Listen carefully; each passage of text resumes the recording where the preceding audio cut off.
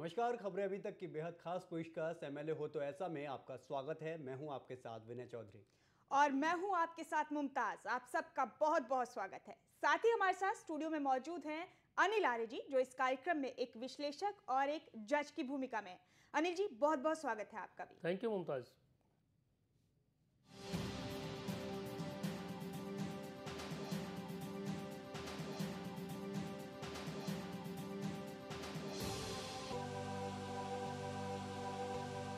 तो हमेशा की तरह हम आपको बता दें कि हमारा देश एक लोकतांत्रिक देश है और यहाँ विधायक और सांसद जनता ही चुनती है और फिर बनती है सरकार। लेकिन विडंबना यह है कि चंद वोटों के लिए राजनेताओं ने जनता को जातिवाद, क्षेत्रवाद और धर्मवाद जैसे कई वर्गों में बांट दिया है। ऐसे में जरूरत है मौजूदा सियासी तंत्र को बदलने की, और ये तभी संभव है जब नेतृत्व बदले, स्वच्छ छवि और कुशल नेता सामने आए। और एमएलए हो तो ऐसा कार्यक्रम ऐसी ही एक कोशिश है जिसकी कामयाबी जनता की भागीदारी से ही मुमकिन है।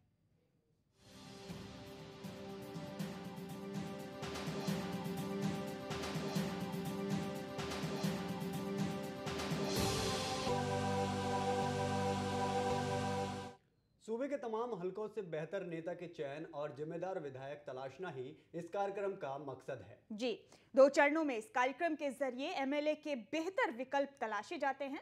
पहले चरण में उम्मीदवारों की 11 प्रोफाइल है वो 11 मापदंडों पर आकी जाती है, जबकि दूसरे राउंड में पहुंचने वाले टॉप 6 उम्मीदवारों को गुजरना होता है जूरी की कसौटी से। जहां अव्वल आने वाला उम्मीदवार कहलाता है एमएलए हो तो ऐसा।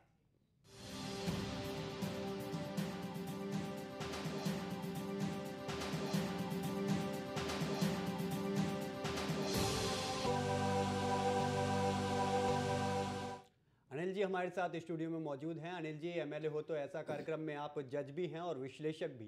क्या लगता है कि जिस तरह से जनता जिस हिसाब से बदलाव चाहती है, क्या ये वही बदलाव है जो इस कार्यक्रम एमएलए हो तो ऐसा के जरिए लाने की कोशिश की जा रही है? जी विनय, जनता बदलाव चाहती है, जनता नए विकल्प चाहती है और जनता सार्थक और सकारात्मक विकल्प चाहती है।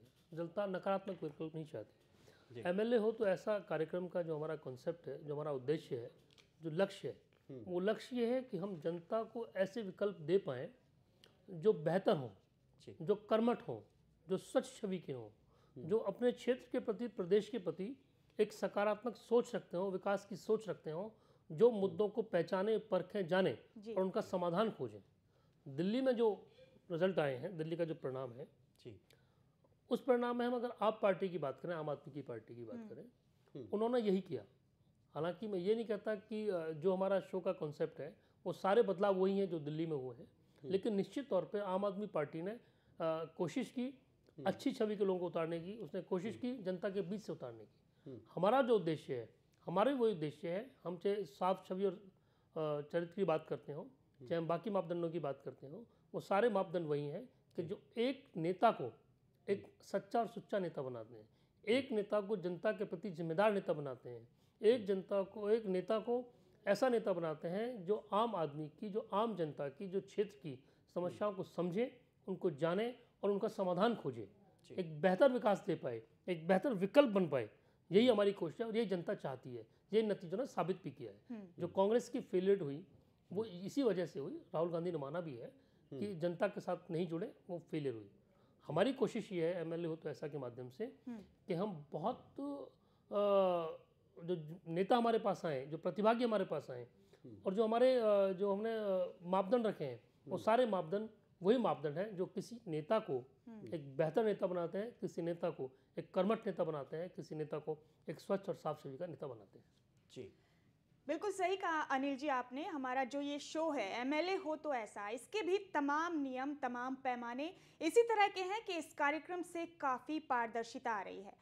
अब अपने दर्शकों को ये भी बता दें कि इस कार्यक्रम में हम उन्हीं लोगों की समीक्षा कर सकते हैं जिन्होंने इस कार्यक्रम में हिस्सा लेने के लिए आवेदन किया है। लेकिन ये भी तय है कि जो उम्मीदवार इस समीक्षा में सफल होंगे उनकी कार्यकुशलता वाकई में बेहतर होगी।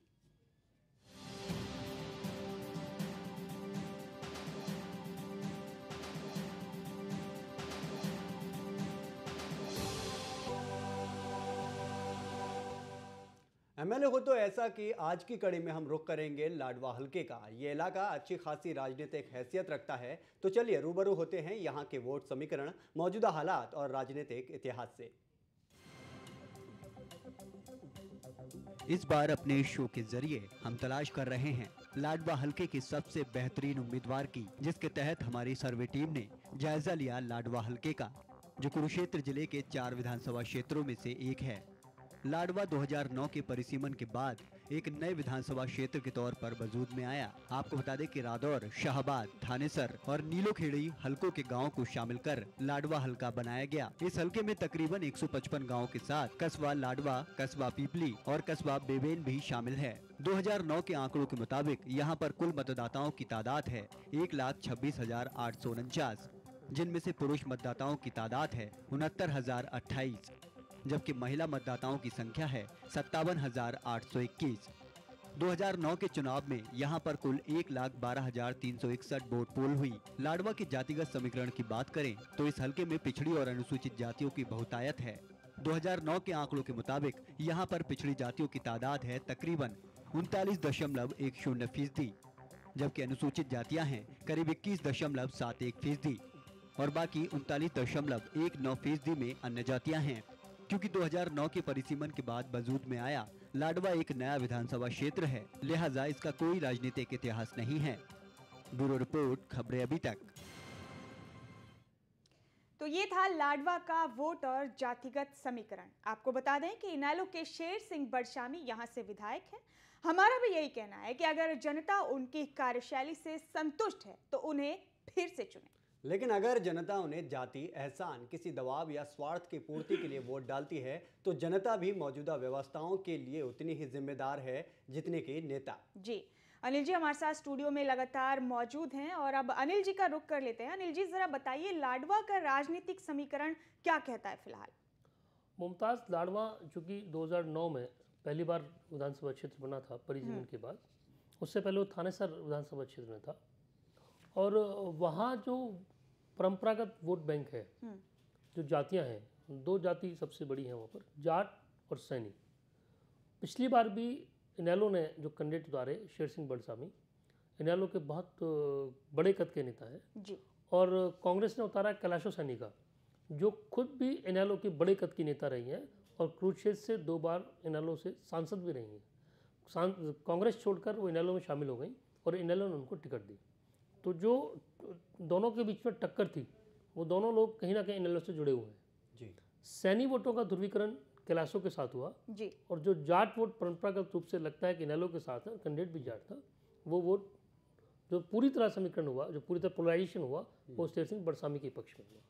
कैलाशो सैनी के साथ दिक्कत ये रही हार की कि वहाँ पवन गर्ग भी कांग्रेस के कैंडिडेट थे, जो टिकट मांग रहे थे, उनको टिकट नहीं मिली, वो बागी हो गए और इंडिपेंडेंट खड़े हो गए। उन्होंने 14 से 15,000 के आसपास वोट्स ली और जब कैलाशो सैनी हारी हैं वो करीब 5,000 से नीचे वोटों से हारी हैं। तो सबसे बड़ा डेंट जो लगा कैलाशो सैनी को, कांग्रेस के कैंडिडेट को, वो लगा पवन गर्ग से। जो कांग्रेस की वोट थी जो उनको मिल सकती थी कैलाशो सैनी को, वो पवन गर्ग ले गए। इस बार स्थिति कुछ और हो सकती है। शेर सिंह बड़शामी CBI की कोर्ट के बाद अंदर है, जो JBT भर्ती का मामला था, इसमें ओम प्रकाश चौटाला, अजय चौटाला भी अंदर है, शेर सिंह बड़शामी भी उसमें अंदर है। और हाईकोर्ट का फैसला क्या आता है ये डिपेंड करेगा कि उनका राजनीतिक भविष्य क्या होगा जी। वो चुनाव लड़ भी पाएंगे कि नहीं लड़ पाएंगे। लेकिन लग ये रहा है कि शेर सिंह बड़शामी अंदर है, उनके साथ लोगों की सहानुभूति हो सकती है, होगी भी। तो उनके परिवार से या उनके ही बेटे को किसी को टिकट दे दी जाए जी। वहाँ जो अगली बार जो मुकाबला होगा वही कैलाशो सैनी और शेर सिंह बड़शामी के बीच में हो सकता है।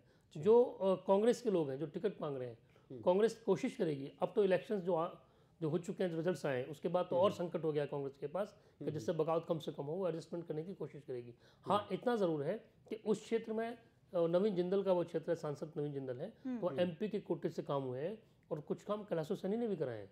तो विकास का मुद्दा तो है, विकास, लेकिन वो इतना पिछड़ा क्षेत्र नहीं रहा कि जितना पहले था। विकास की गुंजाइश बहुत है वहाँ भी, और आने वाले चुनाव में ये विकास का एक मुद्दा भी हो सकता है।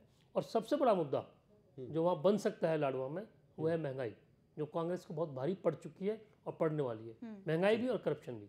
तो मुझे लगता है कि कांग्रेस को वहाँ सतर्क रहना चाहिए कि इन इश्यूज़ को वो सॉल्व करे, और जो बगावत है उसको सॉल्व करे, तो वो बेहतर ढंग से टक्कर देने की स्थिति में होगी।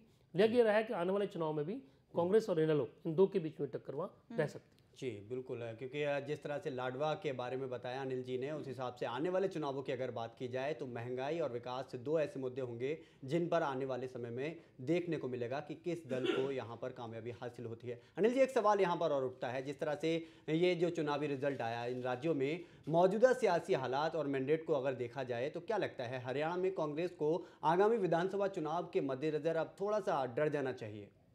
विनय, थोड़ा सा नहीं, उनको पूरी तरह डर जाना चाहिए। जी। और सिर्फ हरियाणा की विधानसभा चुनाव की बात नहीं, उससे पहले लोकसभा के चुनाव भी है। मुझे लगता है कि जो अभी तक चर्चा थी कि शायद मुख्यमंत्री भूपेंद्र सिंह हुड्डा लोकसभा के साथ विधानसभा के चुनाव करा दें, इन चुनाव परिणामों को देखने के बाद वो शायद उस अपने जो कहीं कोई फैसला रहा होगा या दिमाग में असमंजस की स्थिति रही होगी, उसको शायद उन्होंने बदल लिया होगा और चुनाव समय पर हो।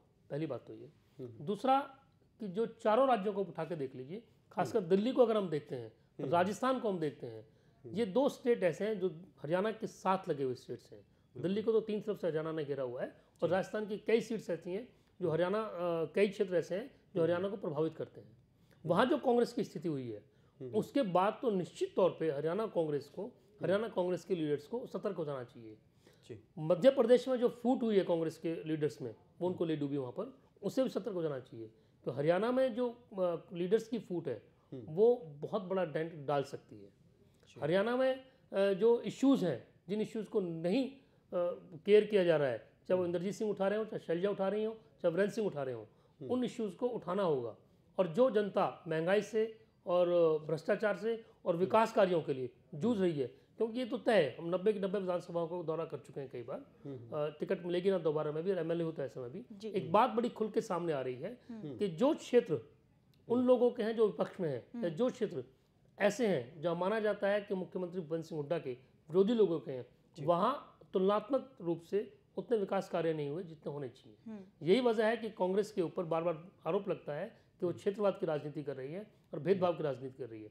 मुझे लगता है कि भूपेंद्र सिंह हुड्डा को भी सतर्क होना चाहिए और बाकी नेताओं को भी। आप देखिए, राहुल गांधी ने एक बहुत बड़ी बात कही थी जिस दिन रिजल्ट आए थे। उन्होंने कहा कि आम आदमी पार्टी ने जनता के बीच जुड़ के, जनता के साथ जाके चीज़ों को फांपा और सीखने की बात कही। ये जो राहुल गांधी की सीखने की बात थी, भले ही वैचारिक मतभेद किसी के साथ रहे हो, लेकिन जो सीखने की बात राहुल गांधी ने करी और नई पार्टी से बात की, वो कांग्रेस के नेताओं को समझ लेनी चाहिए। और मुझे लगता है कहीं कुछ समझ भी आई है। फूलचंद गुलाना का बयान भी आया है, कुलदीप शर्मा का बयान भी आया है, चौधरी वीरेंद्र सिंह भी बोल चुके हैं। वो भांप रहे हैं, जितनी जल्दी भांप लेंगे और जितनी जल्दी उसके लिए कदम उठा लेंगे, ये उन्हीं के हित में है। विधानसभा तो अभी है महीने, लेकिन लोकसभा का चुनाव बिल्कुल सिर पे है। 10 सीट्स हैं और कांग्रेस आला कमान को पूरी उम्मीद है कि हरियाणा में रिजल्ट ठीक ठाक रहे। तो मुख्यमंत्री भूपेंद्र सिंह हुड्डा और उनके सिपह सलारों को, उनके सलाहकारों को सतर्क हो जाना चाहिए कि मैंडेट कहीं कुछ भी हो सकता है। जी बिल्कुल, बिल्कुल सही कहा अनिल जी ने। सतर्क हो जाना चाहिए प्रदेश कांग्रेस को कि कभी भी कुछ भी हो सकता है सियासत के इन मौजूदा हालात को देखते हुए। बहरहाल, इन्हीं अहम चर्चाओं के बीच रुकेंगे एक छोटे से ब्रेक के लिए। ब्रेक से लौटेंगे तो आपको बताएंगे कि आखिरकार लाडवा हलके से किन किन उम्मीदवारों ने एमएलए हो तो ऐसा के लिए अपने नामांकन दाखिल किए। एक छोटा सा ब्रेक, जल्द वापसी होगी।